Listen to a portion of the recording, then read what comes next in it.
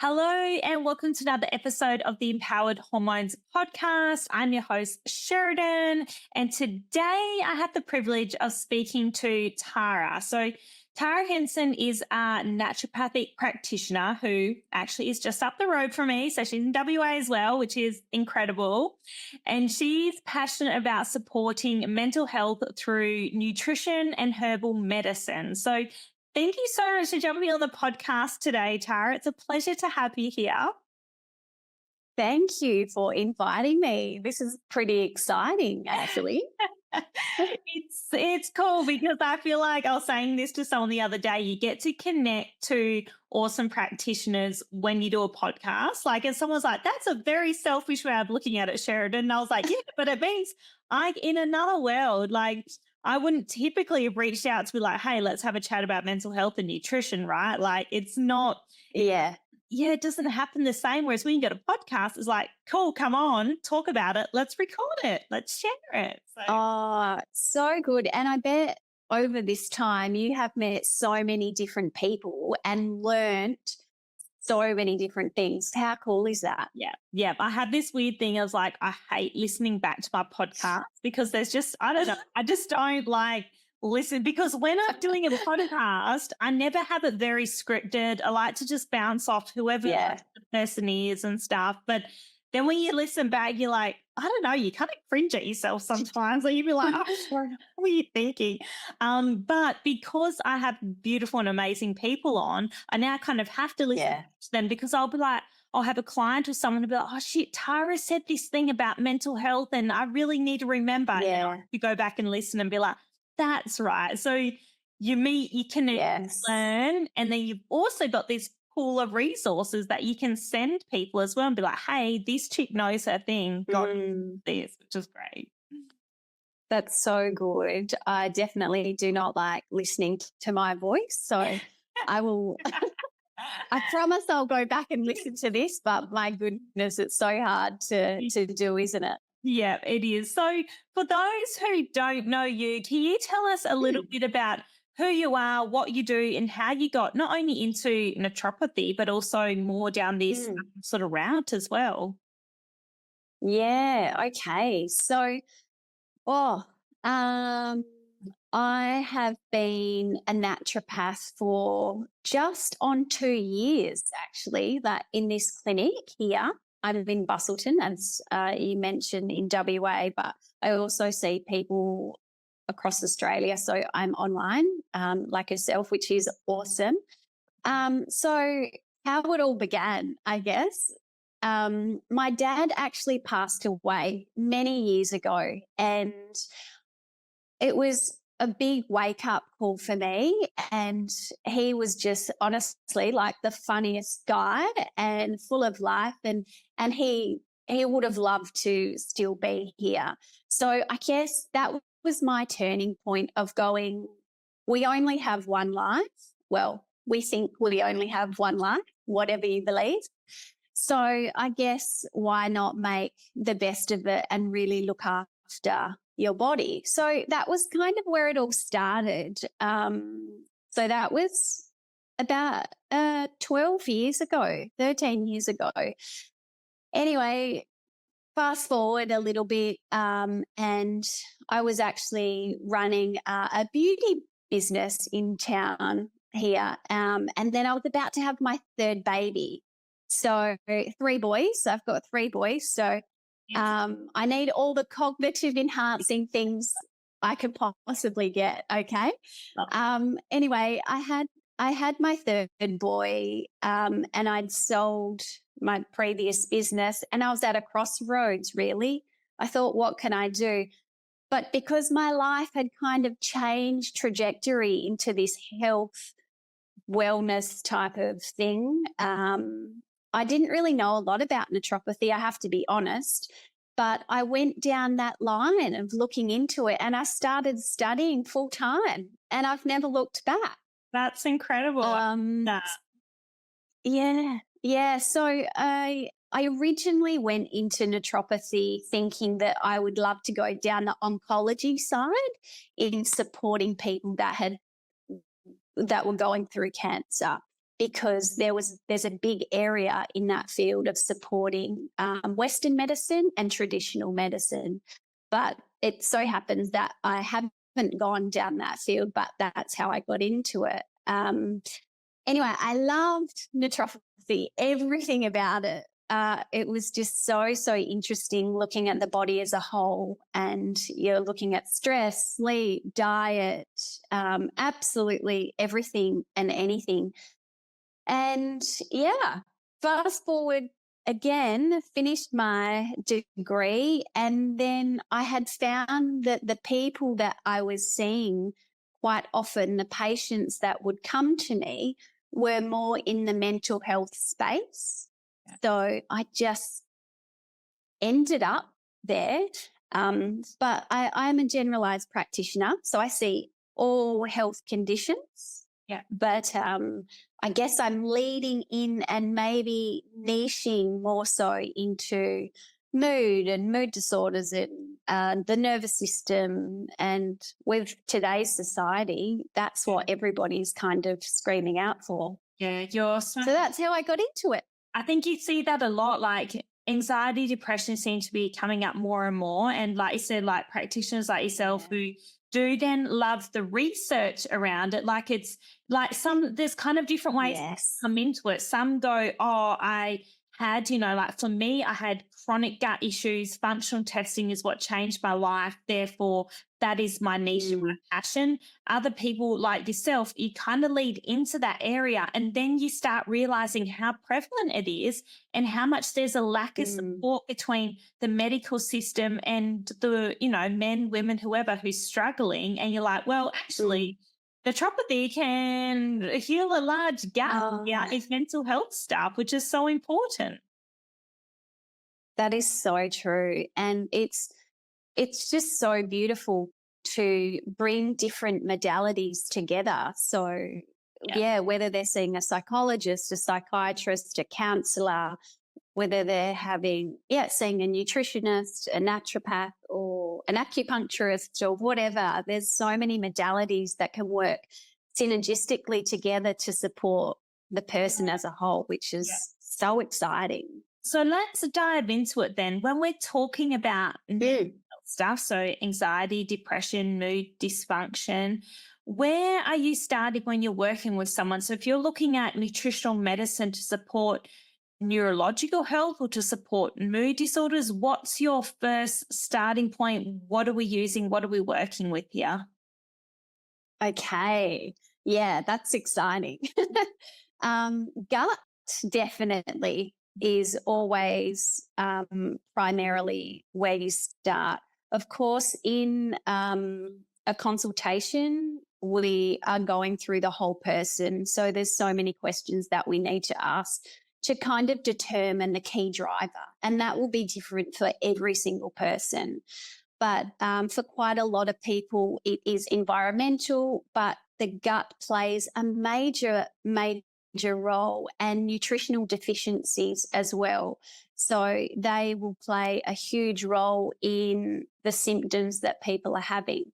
And it's so interesting. The research is ongoing. I mean, with the holistic realm, I guess, we talk about the gut. You talk about the gut all the time, but that gut-brain axis is beginning to be mainstream, and so many more people are realizing that you have to look after the gut and the gut bacteria as well, because I kind of say this funny little thing to my patients. So if they listen to this, they'll have a laugh, but I always say your gut is like a flower bed, and you want so many different types of flowers in there to make it look beautiful.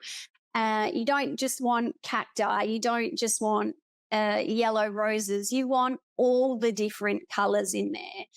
So what happens if there is just too much cacti or too much yellow roses? It's creating that dysbiosis.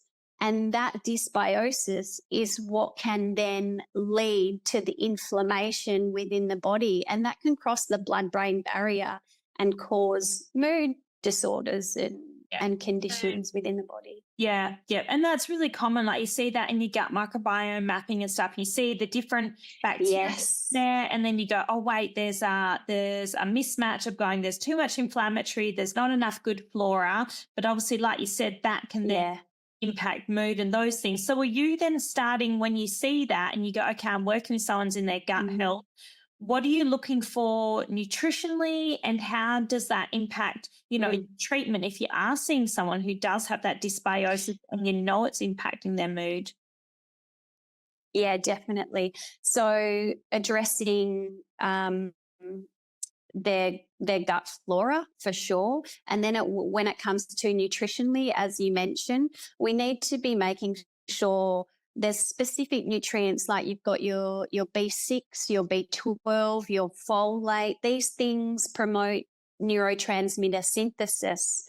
You need to make sure you've got enough magnesium. All of these things make allowing your neural pathways to work properly, your neurotransmitter synthesis and function to work.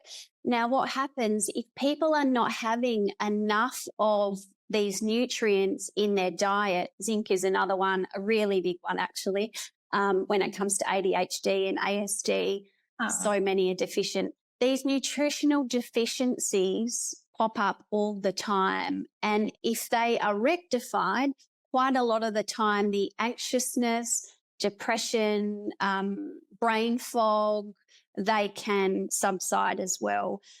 But so that's the nutritional side. And then going back to the gut as well. So you're healing that gut lining, because if you've got, say, we're not allowed to say leaky gut, hey, but it's hyperpermeable. And if you've got that leaky gut, you've got a leaky brain as well. So what happens is if there's inflammation within the gut from the protein, some proteins from gluten or some proteins from casein, they can get through those little gut junctions in your gut if you've got an inflamed gut, and they then again cross that blood brain barrier, cause that inflammation, and then symptoms can happen as well.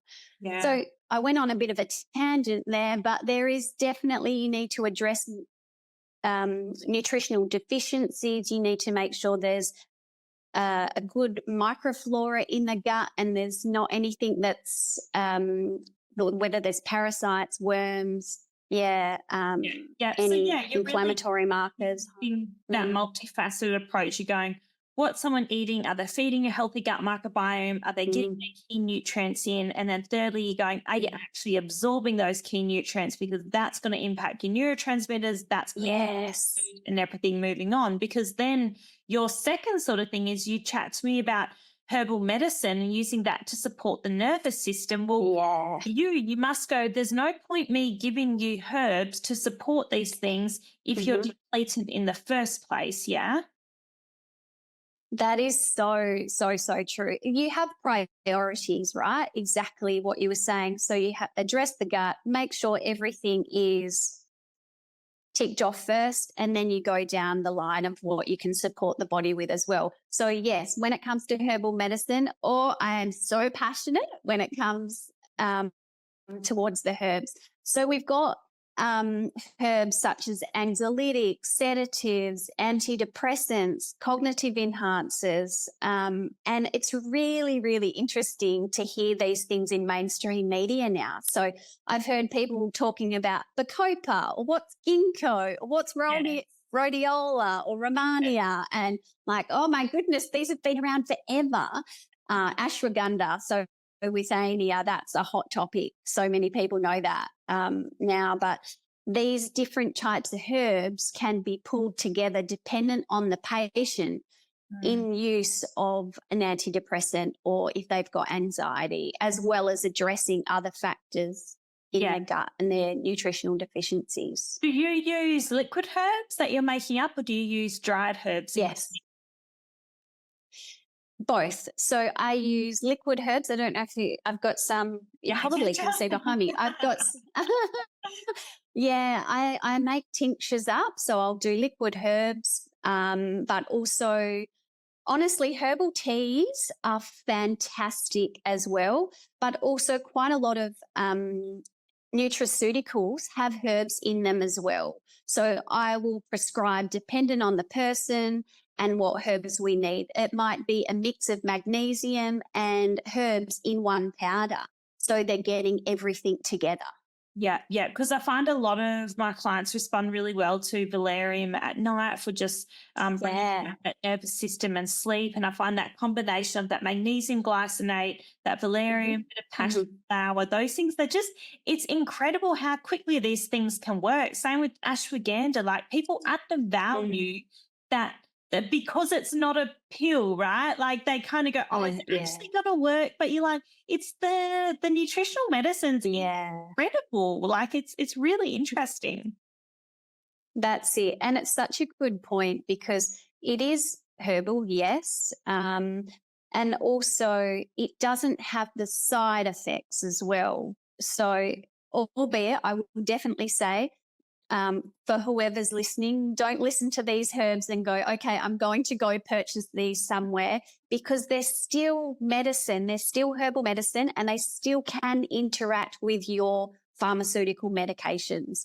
So you have to treat them the same as a pharmaceutical because they can have different effects and interactions, but they have the same type of actions as pharmaceuticals. So Yeah. with just less side effects. Yeah. Because you're seeing such a large range of people, what are some of the big lifestyle and things you see coming in that are affecting people's mental health? Because for me, primarily, I'm seeing the stress, which is driving low estrogen, which is driving, Mm, anxiety, those things as well. There's too much yeah. work, not enough sunlight, which impacts depression and mood and vitamin Mhm. D. What are some of the Be- classic things you see coming through your clinic again and again that you're like, Sheridan, this is the key drivers. What are they? Yeah. Yeah. Number one, first and foremost, is stress. Absolutely. So, stress will be, they could come in for any health condition as such, but if you are stressed, it will drive whatever health implication you have as well. So, yeah, stress, anxiety, overworked, cognition is crazy, brain fog, all of those types of things because of the high stress and the world in which we're living in. But it is also beautiful to see that a lot of people are taking on self care. So people are actually taking breath work seriously and self care and Epsom salt baths and things like that, which is really beautiful to see. Do you find yourself prescribing them in a sense? Like, because I find sometimes someone comes in and they're coming, like, they might walk in and say, hey, Tara, like, I really want to get off my anxiety or depression medication, or I'm feeling really flat, or I'm struggling with overwhelm. And you're like, okay, well, diet, what's going on? Mm. Gut, what's going on? This is what's going on. But then also, I always feel like as a pracky, sometimes you have to prescribe like 10 minutes of breath work a day. You must do it, or go sauna, or go ice bath, or go like, Yeah. it has to come from you as an authoritative directive, or people don't do it. Yes. This is so, so true. So, that is a part of every single one of my treatment protocols. I'll have nutritional advice, and then I've got a big section for lifestyle advice.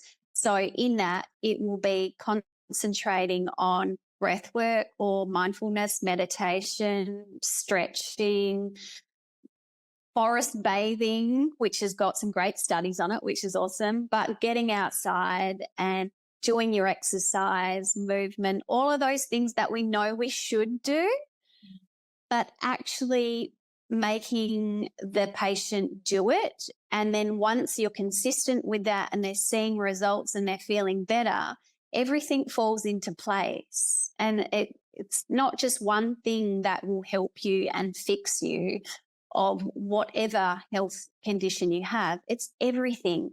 I think though, I think what I feel I get stuck on sometimes is like to get that ball Mm, rolling, right? Like you said, when something gets better, everything else suddenly gets better, and it's a combination of things. But it's so yeah. hard, don't you find, when someone walks in and they're feeling flat, and you're like, "Hey, start by walking Mm, 10 minutes a day," and they're like, "Nope, I can't even. Like, I don't even want to do that." So it's almost like yeah. comes first, the herbs or the exercise or the diet, because you need you need the motivation to do the exercise and the diet, but you need the exercise and the diet to get the motivation. It's like this weird catch-22 thing. It is. It's such a cycle, but I think it really, really depends on the person, whether they are somebody that enjoys exercising or the person that doesn't and has no energy.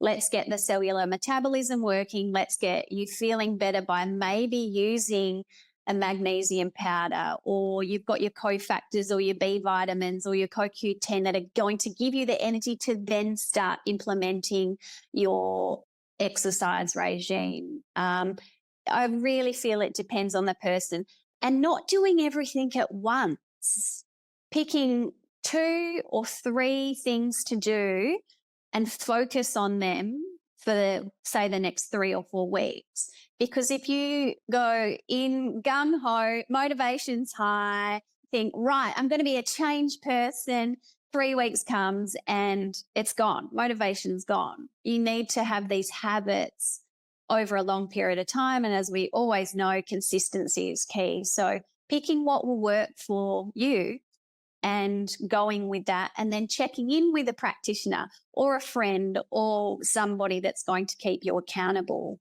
because you don't have to do it alone.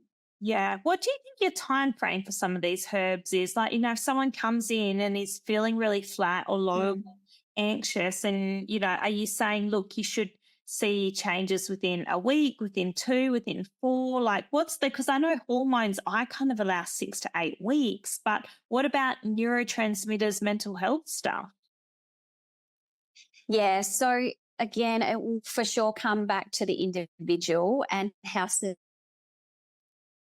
and whether it's acute. So have they just started getting an anxiety attack or a panic attack, for what reason? And then we can address acutely. And the dosages of the herbs will differ dependent on what the presentation is. But generally, I mean, the neural pathways do tend to take 6 to 8 weeks for changes of a new path. So I would always say to people, let's give us 3 months as a minimum to see what type of changes we're having, and we can adjust. Nothing will happen instantly unless you're doing absolutely everything all at once.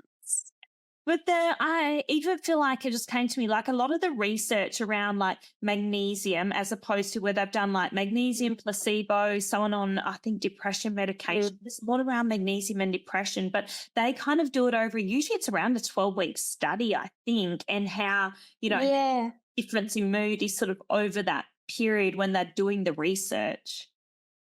That is so true. So most of I love that. I'm a definite nerd when it comes to research and trials, and passionate about that. But most of the trials that they do will definitely be over 12 weeks. There's been some amazing trials. I've put a few of them up on my Instagram page, actually, of N-acetylcysteine when it comes to bipolar, anxiety and depression. And they're using N-acetylcysteine, which is an anti-inflammatory compound. If the people that are listening don't know, it's called NAC. A lot of people say NAC. Well, my clients call it NAC. It's over. Yeah. So NAC. And NAC has just been amazing when it comes to the mood conditions and cognition and things like that.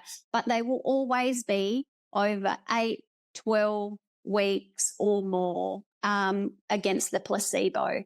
So I would say start with 3 months and then assess and see what's going on. I just think people need to know and appreciate that, because you are working, on pathways, you're working on a root cause, a long-term fix here, as opposed to, obviously, when you start taking some form of medication, it may not be perfect straight away, but there will be a shift straight away. So there's that side of things that people kind of used to that as well, and are going, oh, what? Yeah. Wait, Tara, you told me I have to, it's going to take 4 to 6 weeks or whatever. So we're very excited where we want here and now. And sometimes we do need to appreciate for our long term. Definitely. It's a time thing.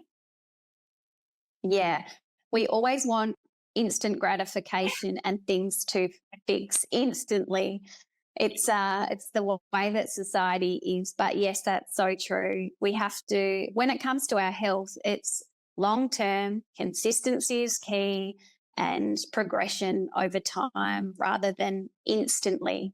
Yeah. So if someone was listening now and going, hey, I'm struggling, I'm feeling flat, or I'm feeling anxious, or, I get really overwhelmed really fast, where's your couple key things to be like, okay, start with these couple things or implement this or change that? That's really just going to help shift that scale, even if it's a little bit on a day to day basis. Where would you? Definite. Okay. So I'd probably start with setting some time aside to do some breathing. I know that sounds crazy, but breathing, we don't breathe properly. We have to breathe properly. So I would set aside, even if it's 2 to 3 minutes of breathing. If you're at the traffic lights or in the shower or you're cooking, take some really slow, long, deep breaths from your diaphragm as well, not from your chest. So a good way to know if you're in that sympathetic fight or flight mode is I'll ask people, take some breaths for me. And if they're breathing from their chest, you know that they're in fight or flight. If they're breathing from their gut, from their diaphragm, you're in that, you can shift to a parasympathetic mode. And that also allows digestion. So I would start with breathing, set some time aside for that. Look at what you're eating. Anti-inflammatory foods, think of the rainbow. How colorful is your plate? Making sure that you're getting enough protein is definitely key, because your protein are your building blocks for your neurotransmitters as well as everything else in the body.